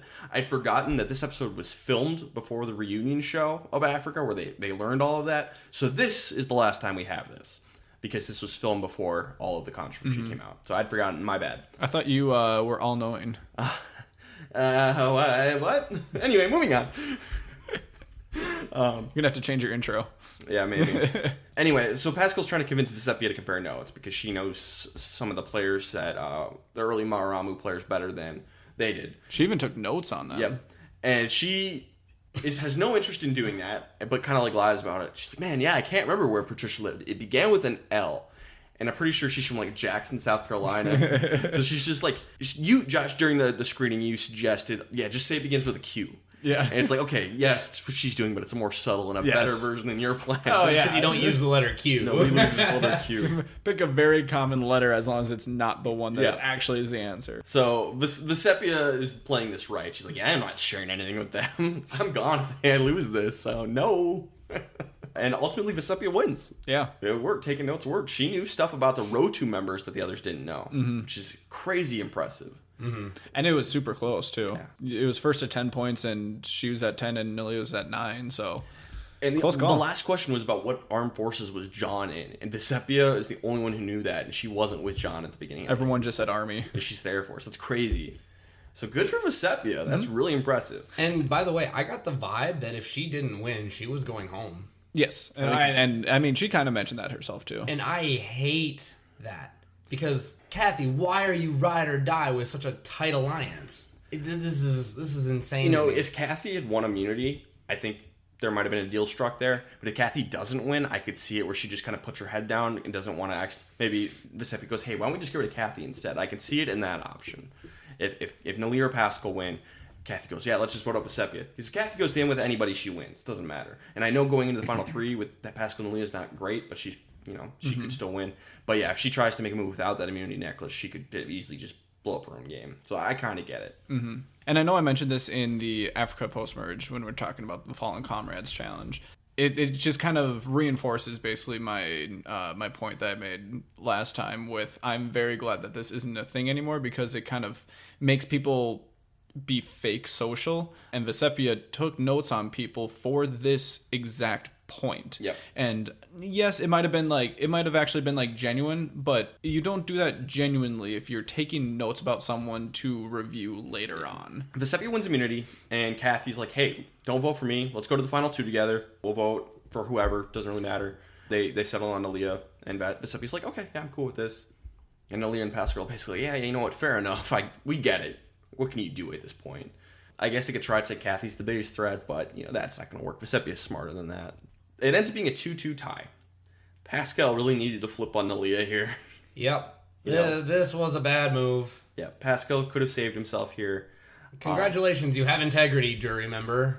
Here's what's crazy. Let's say he flips and Nalia goes out. Final three, Vesepia wins. She's going to vote out Kathy. Pascal just wins Survivor. He could have easily won this game. Why do you think that you'd vote out Kathy? Because Kathy's the bigger threat. Yeah, Kathy's the bigger threat. Kathy wins against anybody. Pascal wins against anybody but Kathy. If you voted out Nalia, Pascal had a very good chance of winning this game. we're going to see Kathy is going to lose to Vesepi in the Final 3 challenge. So it's going to be Vesepi or Pascal. Pascal's not winning. But either way... I'm going to go ahead and call this $1 million mistake. This is $1 million mistake for Pascal. And what's even more hilarious is, like what you said, it didn't need to be, but you left this one a chance. Now, I've gone on this podcast before and said, I'm all for taking chances every now and again. If every player is too smart and you just want to do something that's, quote unquote, fair, sometimes, yeah, you know what, if you want to win $1 million, you got to leave it up to chance. And you guys have obviously let me have it for that opinion. This is not the time. If there are 3 people drawing rocks, dems are not good odds. If you're drawing rocks with like 10 people or something like that, okay, I'm okay with that. There's times to draw rocks, absolutely. This is not one of them, and part of it that this rule is going to be gone from here on out. It's a Final 4 tiebreaker. If it comes to this, if 2-2 tie, the 2 people who are tied in this case would be Kathy and Nalia would have made fire. That's what would happen nowadays. This was a lot of controversy about this. Who do you think would have won? Kathy. Probably Kathy, but who knows? Yeah, who knows? I don't think it changes all that much if it's a fire. Maybe Pascal still makes the end. But regardless, Pascal should have flipped here. He makes a terrible game-ending mistake. I mean, if it's a fire-making challenge, Pascal gets to the final 3. He wins, just like you said. Yeah, either way. So this is the worst-case scenario for Pascal, and he had a chance to save it. You can blame nobody but himself. Yeah. Because there's no reason for anyone else to flip. Vesepi's got no reason to flip. Breaking up Pascal and Nalia is a good move. Honestly, she should have been like, let's target Pascal and get him out of the game. Because honestly, Vesepi shouldn't have been targeting Nalia, because had she gone home here, Vesepi can no longer win the game. If Nalia goes out here, Vesepi can't win anymore. Yeah. So the target should have been Pascal, and then Nalia should have flipped on Pascal maybe or something. I don't know. Regardless, this is not played well. Kathy, no reason to flip, obviously, because she can't. Nalia can't really flip either. So it's all on Pascal. Yeah, this is really Pascal. So they draw rocks, and Pascal's out of the game. Yep, you did it to yourself. No votes. 0 votes. So Derek, you and I both had Pascal as our pick. This has not gone well for me. So with Pascal gone, who was your new pick? I think I picked Kathy. I also picked Kathy. Whoa. Because Team Kathy. No, obviously it can't be Nalia or Vesepi in the final 2. Yeah. Obviously not. That'd be idiotic. Yeah. The best play of the episode is it's got to be Kathy. She convinces Vesepi to save her, and it was smart of her to go after Nalia. That's Kathy's best move is to get rid of Nalia. Like, optimally, Nalia should go for Kathy. And, I didn't make a note here because the episode wasn't over because it was finale, but I would agree with you. The fact that Kathy did not go home here in and of itself somehow got Pascal to go to rocks. I mean, it would have been better if Pascal flipped because then Kathy moves on. But either way, Kathy kind of wins here. Yep. So Kathy's the best. I agree. I don't have a worse player. I think it was everybody give it Can we give it to Pascal? I mean, he didn't receive any votes. Based on the rules of the game, we cannot give it to Pascal, but if we could, we would. Yes. I mean, maybe you could say Nalia just because she lost a member of her alliance, but it was by no fault of her own. She would have gone home. She couldn't have done anything differently. Here's the thing. She would have gone home here if it wasn't for her social connection with Pascal, which saved her. True. She convinced Pascal to make a game-ending mistake. So maybe she's the best player. Yeah. Oh. She played the long con. That's the best player of the season. Postmerge? I'm not gonna say that. I'm not going to go that far. Second part of the episode. We're getting ready for the final immunity challenge, and Vesepi is talking to Kathy about how excited she is to go to the end with her, which is a great move for Vesepia. She's like, yeah, I'm so excited to go with the end of you because you're going to take me and I'm going to take you. Totally what's going to happen. That's great. I love that she's kind of like building Kathy up like that. It's going to be great. We're going to be a great final 2. I love that for Vesepi. I think it's a great move. That's all you can do. It alienates Nalia a little bit, but if you have a deal with both people, you can't lose. It's like Mac from Always Sunny in Philadelphia. I'm constantly playing both sides, so no matter what happens, I come out on top. Granted, you don't tell people you're doing that, but she's doing that. Yeah. And I'm going to go on record and say this right here. If you're in the final 3 and you are the strongest player, unless the others are stupid, it's winning in for you and the game is pretty much over, or you're going home. Yep. I almost wish that they wouldn't have alienated Nalia here. Just try and make it like, okay, all 3 of us are here. Let's just make our moves. We do what we do. I don't necessarily like Kathy trying to build up this newfound alliance bond with Vesepia here. I think that it should have been more like, all right, free for all. But Vesepia was the one who was initiating it all. Yeah, I mean, I don't like it from Kathy's point of view, but I thought it was perfectly fine for Vesepia. Yeah. I don't want to make it sound like this was bad for Vesepia. Yeah. She was playing. Kathy's right. on the. If you just rank the 3 of them, Kathy's on the bottom because highest threat. Kathy needs to get voted out here. Yeah. And she's going to be the first to fall out of the immunity challenge. She's fixing her shirt, and Aaliyah's like, hey, fix your blouse. Your boobs are about to fall out. and she's trying to do that, and she falls off. And I don't think there's any malicious intent from Aaliyah there. You're going for That's like 5D chess. You're going for like 4 hours. If that was the one moment that she's been planning for 4 hours, then sure. But I genuinely think it was just like, I don't want you to have your boobs fall out on national TV. That'd be embarrassing for you. So I think it was Very just nice. Aaliyah being nice. Even though if there was one woman on the season not to care, it would have been Kathy. She pissed on John's hand earlier. But it makes Kathy fall out of the challenge, so that's what we call an absolute win for Aaliyah. Good enough. And I love Jeff right after, just like, oh, don't fall into Aaliyah. Yeah, she steps a little too close to Aaliyah, and he's like, nope, stay away from her. Get out. Sabotage, just tackle Aaliyah. So Vesepia's like, hey, you want to make a deal? I'll sit down, you take me to the end. No more than like 10 seconds later. And Aaliyah's like, yeah, okay, because that's what I was going to do anyway, but yeah, sure, if you're going to step down, yeah, I'll take you to the end. Why not? I don't want to stand up here anymore. I see this as an absolute win. And let's be honest, after Kathy fell out of this challenge, there was nothing left to be said. No. But I will say, don't ever give up an endurance challenge in the final 3. I know that you said that is Richard's only way to win, and that's because I didn't understand how well liked Rudy was. Yep. And I totally get that. But come on, you gotta. This way, Vesepia doesn't have to technically betray Kathy. I get it. I just. Don't give up if you still have control to be had. You've got a limited number of times in Survivor where you are perfectly in control, and this is one of those moments. I think this was a fine gambit. I think it makes sense. I have no problem with that. I think it makes sense. I think it's awful. Who did Kathy vote for in the jury? Voted for Aaliyah, and I think that was going to happen no matter what. Exactly. So if it happens no matter what, and you can kind of just foresee that, then whatever. I don't care. Aaliyah has to get rid of Kathy. She has to. So I think it's fine. She's allowed to save a little bit of face. And Vesepia has to, too. Yeah, but Vesepia can save a little bit of face. But, like, I didn't betray Kathy. I mean, I just made a deal. Or, she can make some. It was a great strategic move to make a deal. Yeah, it's BS. But Yeah. there's she can make it. She somehow looks slightly better, I guess, by not actually being the one to stab Kathy. It's slimy. She comes off as a little bit of a weasel. But I get it, and I think it's fine. Oh, no, not on this season. I honestly don't have a problem with it. No. So Aaliyah votes out Kathy. And I think Aaliyah is the best player of the episode. Because she wins immunity and eliminates Kathy. Mm-hmm. That's fair enough. So, here was my moment. This is Kathy's story. And ultimately, to me, post-merge, Marquesas is Survivor Kathy. Yep. Because she's got the most interesting story arc from beginning to end. So we were kind of in an argument about what was best for Kathy at the final 6. And, I realize I probably am not going to sway your guys' opinion here, but we have to remember at the time there were the 2 twosomes, and there was the general, and there was Kathy. And you were saying, link up with Rob, and basically take out anyone, probably Pascal. Sure. So, okay, let's follow that through to its conclusion. You take out Pascal, and then you're left with Aaliyah, then Rob, Kathy, and then Vesepia and Sean. So, what happens next? Take out Sean. Take out Sean. So now you are left with 4 people, and you have Aaliyah and Vesepia and Rob and Kathy. What's next? Now, so you've allegedly got a twosome here where it's Rob and Kathy. Yep. So what happens? In that case, I would say turn on Robert, maybe? Or if you wanted to just give yourself a better chance to make it to the final 3. Yeah, there's 2 schools. So if you turn on Robert, what's your final 3? You get those final 3.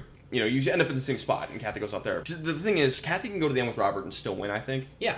So I guess her move would be who's most likely to take it to the end. So I don't know. Take your pick. Vote out Aaliyah or Vesepia. Doesn't matter. Okay, we'll say Vesepia because she's a slightly bigger threat. Go to the end with Aaliyah and Robert. Unfortunately enough, the way I see it, this whole thing comes down to who wins immunities when. That's the only thing that could have changed the outcome of this final 3. And the way that the rocks drew actually ended up getting us to this final 3, and that's because Kathy wasn't smart enough to take out Pascal 1 vote earlier, immediately after Rob. Because I mean, you could have done Sean, you could have done Pascal, you could have done either, and I said that I'm good with either, so I don't want to be a hypocrite there.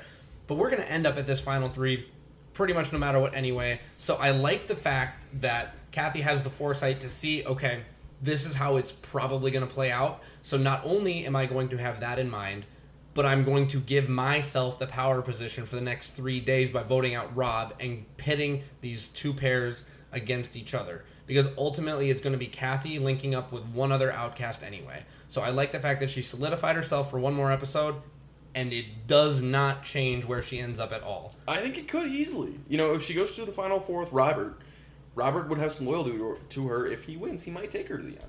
I think he's more likely to take her to the end than anyone else that was remaining. Yeah. And those chips have to fall... a very decisive way. You have to hope that the others don't vote out Rob because they're bitter against him. Because But Sean and Vesepi were thinking about voting out Nalia at the final 6. You could have had that 4, vote out Nalia. Well, let's say Nalia goes at that 6 because that's what they want to do. You flip it, you take out Sean, take out Vesepi, and then take out Vesepi. Final 3 of Kathy, Pascal, and Robert. And that's a lot of moving parts to basically get the same sort of situation where now Kathy is still the strongest player remaining in the final 3 and needs immunity to win. But you have somebody like Pascal who's not going to win, and you have Robert who is the most likely to take Kathy at the end. All we've done is improve her odds. And I think it's improving it slightly. I don't think it's improving it much, but I think it is improving it more. And I would say, I'd rather, if I'm Kathy, you don't want to go to the end with Rob because he's more likely to win immunity in Final 3. And I've already said, I think once you're in Final 3 and you're the strongest player going in, which Kathy was at that point and would be in your guys' situation as well, you still need to win to guarantee your spot. Yes, you do. But he's the most likely to take you to the end if you're Kathy. Robert's the most likely. So you're saying you're picking the possibility that Rob would win and take her to the end, yep, and that social bond. And I'm saying Kathy is more likely to beat Vesepi and Nalia at a challenge to win her own way into the final 3. And that's why I end up being okay with her move to try and split the power between the 2 pairs left and be that swing vote and guarantee herself 3 more days. But then she just screws herself at the 4 and 3. If she goes with Robert way, she's got way more control at the 4. She doesn't. Yes, she does. She doesn't. She does not. She has way better odds. It's at the still 4. one pair against her and an oddball, and that's what it ends up being her, at Final It would 4 be anyway. her, Robert versus Pascal and Vesepi or whoever. You just have better odds that way. You have somebody else who has your back potentially. You have way more options having Robert in the game. Because you're great for the final 5, but you are so screwed at the 4 and the 3. Now, to be fair, if it would be her and Robert would probably end up winning just because he has more people that he knew on the jury. I don't think so. Let's see, John and but Tammy. But getting to the final is better than not. So. Zoe would never vote for Robert. Zoe loved Kathy. I think Pascal, Nalia, Sean, all of them would vote for Kathy. Vesepi, I think it would be 5-2. Kathy beats Robert. So you're all about Kathy going ride or die with Rob to the end. Yep, that's her move. Because it's more likely. Yep, and honestly, she could take anybody she wanted to the end. She wins at the final 3. Take whoever you want. She beats everybody. And that's why I say, don't bring someone who's better at challenges than you to the final 3 immunity challenge and then rely on that social bond to get you into the end when you can bring... Kathy's got more challenge wins than Robert. She does.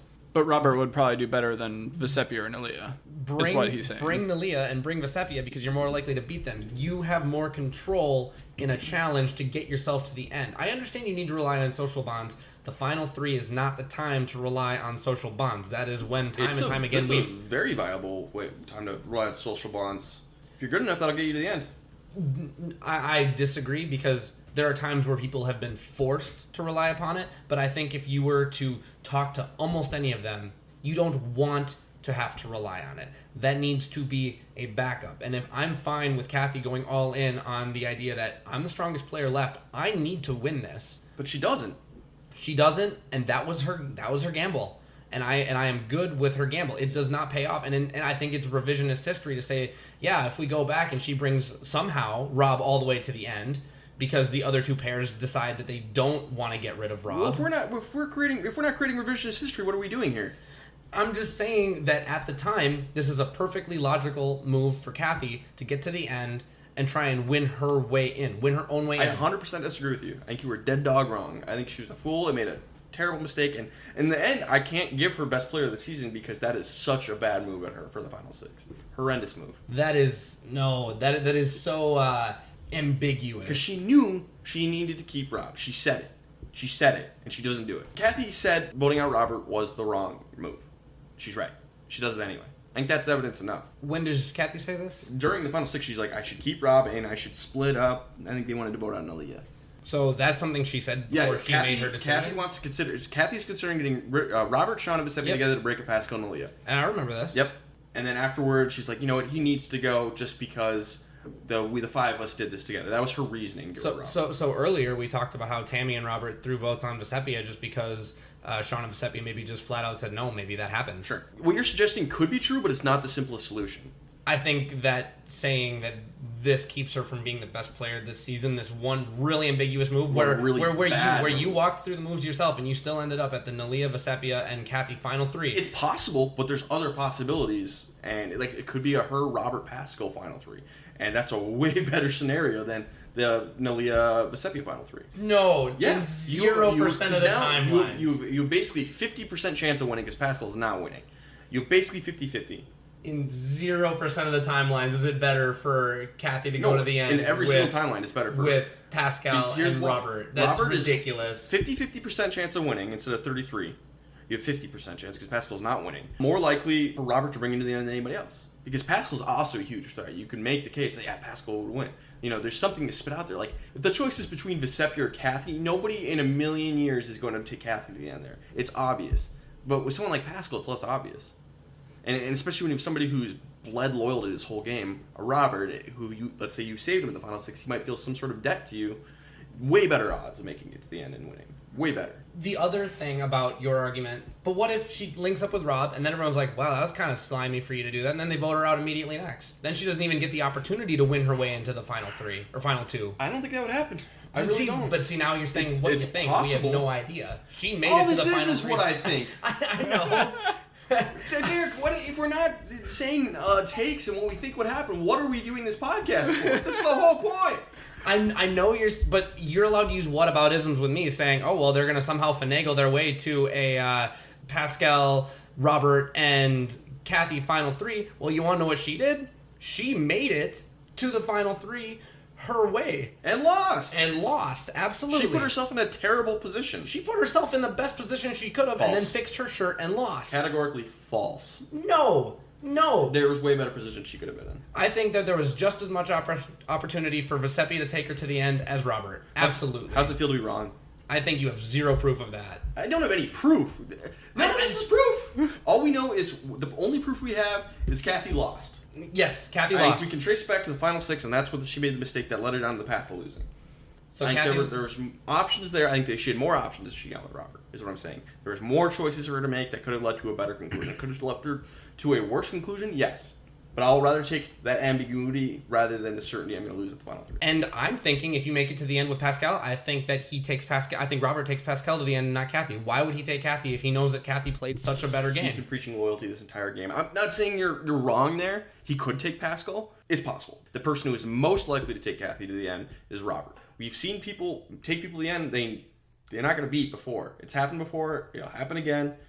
Robert could just be like, I'm loyal, I'm going to go to the end with you, and I'll lose graciously. Robert seems to be that type of guy to me, from what I'm seeing on the show. Maybe he would take Pascal, but I think he's the most likely to take Kathy, and that's my whole point. The most likely person to bring Kathy to the end with them is Robert. Have a backup plan is what I'm saying. Give yourself more control rather than just focusing on 3 days. 3 days is, at a time, is a great way to make sure you get into the next episode and get a little bit more screen time. It's not a great way to win. All right, so I woke up from my nap. What'd I miss? Yeah. Since you guys have both made an infinite amount of points here, yes, I would like to make my final ruling. Okay, thank you. I side with Ryan. The reasoning is, yes, the whole ambiguity thing, whatever. Put it in the same situation at the end. The final 3, assume that Kathy, same thing happens. She adjusts her shirt, whatever, and falls off. Then the 2 remaining people standing there are Robert and Pascal. I think that she still has a better chance there, a more likely chance of Robert taking her than either the other 2. Now, I get a lot has to happen in order for that to get to that point, but a lot ended up happening in order to get to the point that we're at right now anyways. I know that there's a lot of what ifs up in the air, but that is where I decide. Kathy, if you're listening to this, I like what you did. Kathy, if you're listening to this, you screwed up at the final 6. And I think you know it. So anyway, back to best player. I said it was Nalia for winning immunity and eliminating Kathy. There's no other choice. I don't have a worse player. I'm good, yeah. Okay, final tribal council, which nobody cares about because who cares at this point? But we lose Kathy. We were all on Team Kathy. Going into this, who did you think was going to win? I said Nalia because I felt like she made more moves, but everything in this season is illogical, so I'm sure Vecepia will win. I said Nalia at the time because I liked her more than Vecepia. I don't really remember why. I don't remember. I really don't. When I watched this 5 or 6 years ago. I would like to think that I would have thought that Vesepia would have, just because the little bit that I've watched again the second time around, you get a few more hints of strategic thought process from Vesepia rather than Nalia. I would have liked that she would have communicated a lot more, but I think she has the knowledge there, but she didn't really act on any of it throughout the entire game. But as a whole, it seemed like she was a slightly better Survivor player than Nalia. I got no qualms with that. I don't think either of them are all that great on this particular season. No. But one of them's got to be better. Yep. Honestly, I don't have a ton with this Final Tribal Council. I only want to talk about 3 of the people on there, and then the opening closing statements, because I think most of this was just characters. Well, and in general, not anything specific, but in general, this is a very weak tribal council. 100%. The worst that we've had so far. Easy. I like when people get grilled with answers, and the ones that you're probably going to bring up, there's like 2 or 3 and that's it. Otherwise, it's more just general comments and either against or for people, and that's it. Yep. I like forcing people to answer things about their games. Very lackluster ending, we'll say. Mm-hmm. So with the opening statements, Nalia basically just says, I was 100% genuine the whole time. Vesepia says she had strategy, developed relationships, and didn't ride coattails. Vesepia has the better opening statement. Like, oh, okay, you didn't ride coattails. Okay, I'm interested to see your thought process there for that. She's got a better... Because we all think that you did. Yeah, she has a better argument, and like, here's my points I'm going to make if you ask me about these things. Where Nalia's just like, I was genuine the whole time. A, nobody believes that, even if it's true. Because it might be true. B, who cares? So, and we did say we think that she is just a really nice person. So. I agree with that. I think it is that way. That doesn't mean I want to give you $1 million. Vesepia is already doing slightly better. But the first person I want to talk about, not because it's anything great for strategy, it's because it's hilarious. Tammy says what we're all thinking and just comes out guns blazing, calling them hypocrites and whatnot. Amazing. Thank you, Tammy. I got nothing else to add. At this point, that was my breath of fresh air for this finale, because I wasn't really having fun at this point. Yep. I mean, it was fun, but it wasn't fun. Yes. Sean comes out. He wants to know what moral lesson they learned. And Nalia says to follow her heart. That's what she learned, is following her heart. And Vesepia says she has learned that she should think more before giving her word. And I think that's a really good answer from Vesepia. I think that's a great... And Nalia's good too, but I think Vesepia is especially great here with that answer. And I think we need to be careful with that, because we say when people come to you with an alliance, you say yes. Yes, but it doesn't necessarily need to be true. But, that's a good thing to say in the real world. Yeah. Sean's going to ask me, what are you going to take away from this back to the real world? Not what you would do on Survivor. Yeah, this is a good Final Tribal Council answer. Yes. Yeah. So I really like that answer from Vesepia. Yep. And then the only other person I want to talk about is, because most of this is a waste of time, is John wants to know why he should vote for them. And Nalia says she took an opportunity to do better than 5th. And Vesepia says she came up with the strategy and played the whole game, where Nalia has been saying, I only started playing on day 24 or whatever day it was. Yep. That's a really good look for Vesepia compared to Nalia. Well, and Nalia, I think that is giving Nalia too much credit, what you just said. Yeah. Because it was basically the worst answer that I might have ever heard at Final Tribal Council. She hemmed and hawed and gave a really crappy answer that didn't say that she basically did anything this entire game. She says it's mostly luck that she's there. And she didn't even really answer the question in the end. Yeah. Take the opportunity to do better than 5th. Fair. Okay, great. That's all you had to say. That's fine. But she goes off on these weird tangents. It's like, what? Yeah. Doesn't do a very good job. I didn't like her answer at all. It was a lot of... You know what? If I was an English professor grading her paper and her paper was that answer, the whole damn thing was fluff, except for what you said. I took an opportunity to do better than 5th. John, your alliance of 4 was in my way, so I took the opportunity. And that was more well articulated than how she did it at Tribal. And John is like saying, me, Johnny Pots and Pans, honest guy, which I'm like, okay, we just got done talking about hypocrites, and you did your fair share of lying. This is where I'm like, everybody get off your high horse. Yeah. You lie, weasel your way in for $1 million.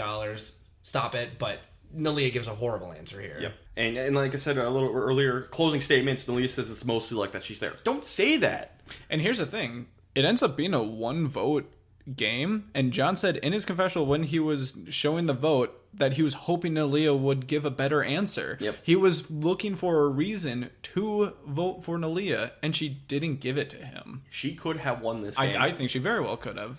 She had a piss-poor performance at Final Tribal. But ultimately, Vesepia's going to win 4-3. So my question for you guys, did the right person win? Between the final 2, yes.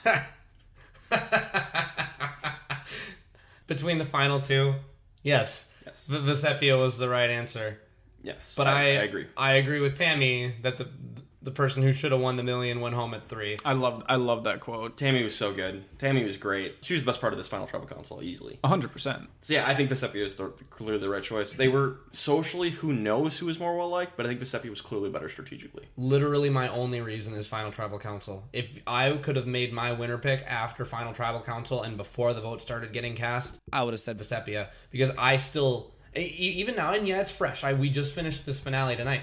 Nalia made more strategic moves in this game, in my opinion. She had more control. She had more that she contributed to, and it was part of her decision making that helped Vesepia get to where she is, because ultimately they were not chained at the hip, but the big move, the episode you talk about where the minorities ended up rising up and taking out the majority alliance. That doesn't happen without Nalia and Pascal getting on. They had more power at that point. Nalia absolutely played a more strategic game, and to me, in modern Survivor terms, even though I hate it, has the better resume. But she fell flat on her face. She didn't shake the interviewer's hand on the way in, didn't shake it on the way out, and gave half-baked, unprepared answers in the middle. Vesepia will win because no one else qualified even bothered to show up. Wins by default. Basically. So, I stand by my Nalia pick to win up until Final Tribal Council, where Nalia goes full Colby and basically says, don't vote for me. Basically.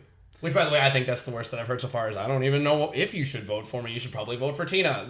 I'm like, okay, that's about as bad of an answer as you can give. Fair. Yeah, that'd be an interesting thing, is to rank all the final tribal council performances of all time from best to worst. And I wonder who'd give the worst. Colby's got to be down there. I'm waiting for the first Start doing it. great one, because Richard did fine. Richard's the best at this point. Richard is the best so far, because he's like, yeah, I manipulated. Yeah, I made an alliance. Yeah, I did some bad things. So let's track this. I think Richard's the high bar right now, and Colby's probably the low bar, because he basically says, "Don't vote for me." Basically, so let's just keep this in our minds as we watch the rest of the seasons and see if we can figure out who gives the best tribal council performance of all time and who gives the worst. That'd definitely be an interesting. So Yeah, we don't need to do everything in the middle necessarily, No, but who just cares? top couple and bottom couple. I'm gonna add this to our notes, Well, you can just go ahead and put Nalia and Vesepia both at the bottom there, but above Colby. but above Colby. Yeah. I don't even think Vesepia did terribly. No, she's third from the bottom. It goes Colby, Nalia, Vesepia, Kelly. I was thinking the the best two speech. up to this point. Honestly, True. Because Ethan wasn't great either. Kim Johnson was pretty good. Surprisingly, Kim Johnson was good. But okay, so Richard's top, Colby's bottom for now. So speaking of Colby, let's get to this reunion show where we have Rosie O'Donnell as our host, coming in on a motorcycle with Colby, doing a little singing number. Rob is drunk and I want to die. I think we all did. I can't believe I miss Brian. Brian Scumble, how we miss you. How we have sunk so low. Derek? I feel like you guys have more to say about my reaction, because you guys both knew. Oh, we I knew. had no idea. They start Gilligan's Island, but to the Might be the low point in Survivor history. This was the thing that I was waiting for. I was waiting on. Okay, so since I watched with you guys, I was waiting on two things today. One, the rocks. Yeah. Two, the reunion show. Because we knew exactly how Derek would react, and I wasn't even watching the reunion show. I was watching Derek the entire time. Yep. It was so funny. We're watching Derek watch the reunion show was just glorious. That might be the worst thing ever. It's like I was watching The Red Wedding for the first time, and you guys had already seen it. I have no words. You said it. If I had a notebook, I'd have thrown it. Yep. The whole they were just shouting at each other. Did they even ask any questions? And then the funniest part was Boston Rob being drunk and giving totally unrelated answers to his questions. I'm glad that she brought her boobs too. It had its moments, and if you haven't seen it, you should watch it just so you know. But oh god, this is bad. Just because for the references. Well, because reunion shows are today. Reunion shows are essentially pointless. Yep. The first three were actually high quality because they're hosted and have fewer commercials and aren't just whatever. And then even anything that you might see today is better than this. I won't say this is the worst reunion show of all time. I'll say it's the second, because there's one more. That's just... Have I seen it? No. Okay. Neither of you two seen it. Okay. And it's just embarrassing. Okay, so let's wrap up this season. Best player of the season. Toughest question we've had possibly so far. Who do you guys think was the best player of the season? I don't think it's hard. I think it's Kathy. Okay. I think she has she has the best arc, but I understand that best story doesn't mean best player. I think she had one misstep, but ultimately does not make a clear-cut million mistake and gives herself the real opportunity to win an endurance challenge against two people who are at least on the same level as her physically. And she had to do a lot of finagling to get herself out of the bottom of her own tribe, surviving on a new tribe. And you know what? Yeah, she falls a little bit short, but she played a hell of a game. Kathy for me. Vesepia. Hot take. Because she won? No. It helps. But here's the thing with Vesepia is everybody in this post-merge made some critical mistake that cost them their game. Vesepia is really the only person who never makes a failure. She's not great by any means. Especially on this rewatch, I really like her pre-merge. I think she plays a really solid game pre-merge, even though we barely see her. But I can see behind the scenes and connect the dots to what she's doing. And then, she's the first person to really play this completely under the radar game. So I don't fault her for that. It's not exciting television, but I think she has strategic chops. She had some decent physical chops. She was fine. Socially, she seemed to be pretty well liked up until the very end, where people saw her as hypocritical.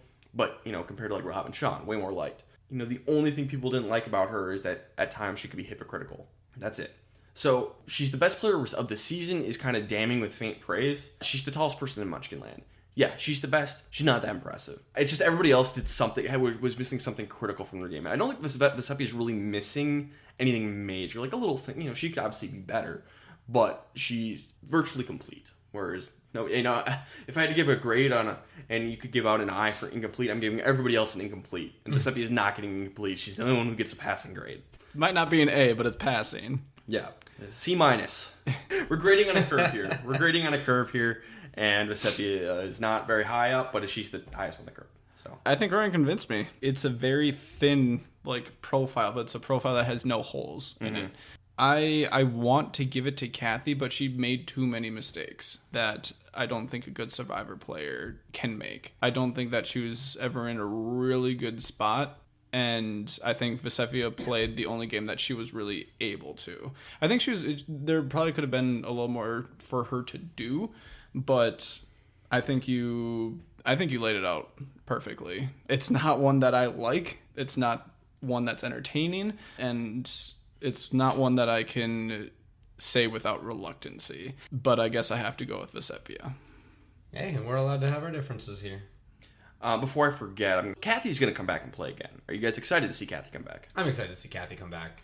Yep. Yeah, at times I am very annoyed with her. Sure, same. But I kind of want to see how she does on a different season. I think she could be good, especially it'd be interesting to see how she'll start, because she was so bad at the start of this game. Yep. But now that she's a seasoned veteran, I'd be very curious to see how she starts. I want to put her game. on the outside of her alliance immediately, which changes your entire game. Yeah.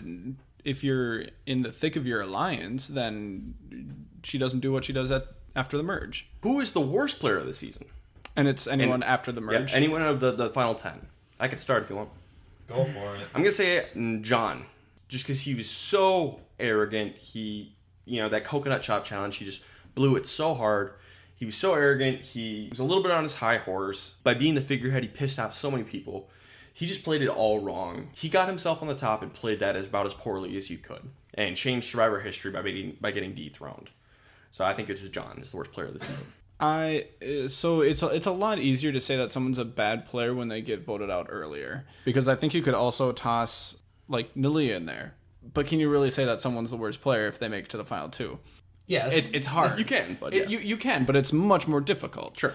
Because I don't think she's a good player. I think John is a good enough player, but has some major flaws that you just outlined. I think that Sean isn't a great player, but is good enough to make it further as well. As you can tell, I'm undecided. I think I'm still going to go with Nalia, though. Okay. More going back to the inaction side of it. She had her one alliance basically with Pascal at the end. Was very obvious about it. It seemed like she wasn't very self-aware, which is one of the big things that we talk about here. Also, the terrible final tribal. And again, it's all tough to say that just because she made it so far. But I don't know how she made it as far as she did. I really don't. It's a miracle to me. So I'm gonna go with Nalia. Sorry. The only thing kind of keeping me from Nalia is some almost throwaway commentary that we had from all the other players through the final 4 episodes, where they were saying, everyone was saying, not just a couple, she's more strategic than people give her credit for. That tells me that there's a lot of stuff that we're not seeing that says, you know what, yeah, she didn't start playing until 24, but again, I don't have a problem with you not playing until the merge. If she started playing at 9, that's pretty damn early in the merge, and I'm good with that, because not playing in the pre-merge, being a chameleon is a strategy, and it is one that I champion. So, that being said, I do think she is the weakest finalist thus far, and I do think that is like a head and shoulders below. Zoe is the weakest for me, because she managed to end up in no man's land after the flip of the minority alliances into the majority alliance.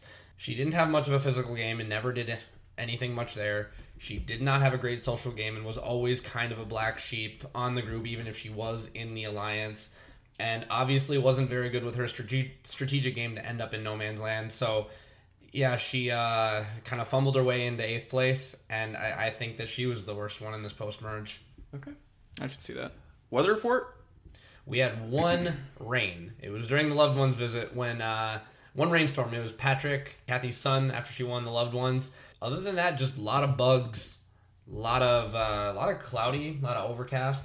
Nothing too big, but we had 2 nights of rain this whole season, so 2 out of 39. 2 out of 39. But again, I'm not going to say that this was the easiest season, because No-nos. bugs are the thing that I think I would have the hardest time with. The no-nos. Yeah. Especially the black no-nos. All we know is Borneo is the easiest so far. Yes. Yeah. Decent amount of rain on that one, but Yep. the bugs, no bueno. Josh, what is the most memorable moment of the season? This is a tough one because I think there are 2 finalists. The one that I mentioned, if you were listening in the pre-merge, was when John had to get peed on. I think that's a very notable one, but more just because of significance for the rest of the season, or for the rest of the series, is the rocks. Okay. That is my moment of the season. I think that's fair. That's going to have the greatest impact on the show for the longest amount of time, I think. Yep. And if you're thinking, and that's why I think those are the clear 2 finalists. Okay, so our last piece of business is the season rankings, where we're at now. I did mine already, so I'll go ahead and say mine, but you guys think about yours. So, my number 1 is Borneo, 2 Africa, 3 the Australian Outback, and 4 is now Marquesas. Even though this is the first season I ever watched, I do think it's the weakest of the 4. I think it's got a great post-merge, but pre-merge, it's kind of and it's got a weak sauce winner, so that's what does it for me. So Josh, right now yours are Borneo, Australia, Africa. So you've gone in season order 1, 2, 3. You know, why don't we just keep doing that? Keep doing that. Season 4, last place. Yep. Not a good sign. Not a good sign. I wonder how long your trend will go if you just keep ranking them in order. I'll be curious. Yeah, that'll be interesting. Breaks the pattern. Derek, right now you have season 2, the Australian Outback's number 1. Season 1, Borneo. Season 3, Africa. Yeah, we're just going to go ahead and throw Marquesas at the bottom there. All right. It's the first time we've agreed on anything this entire episode. and I don't think it's like an awful season. I think it's below average. Yeah. Well, like if I was ranking all the seasons of Survivor, it's probably going to end up being on the bottom half. Yeah. But I'm interested to see where it actually ends up being overall. Yeah. I just think everybody was just so bad on this season in terms of playing. Yeah. It's tough to watch sometimes. And also, Vesepia is not a satisfying winner. No.